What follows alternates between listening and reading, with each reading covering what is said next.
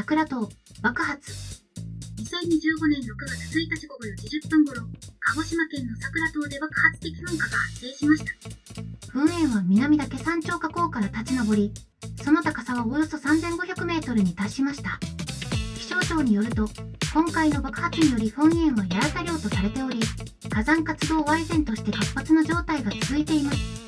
今年に入ってからの桜島の爆発回数は、今回で137回目。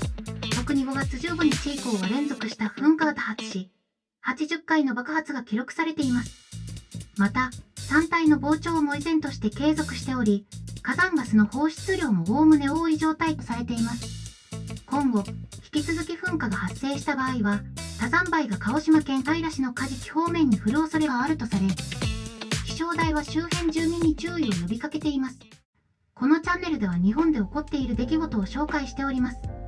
よろしければ、チャンネル登録よろしくお願いいたします。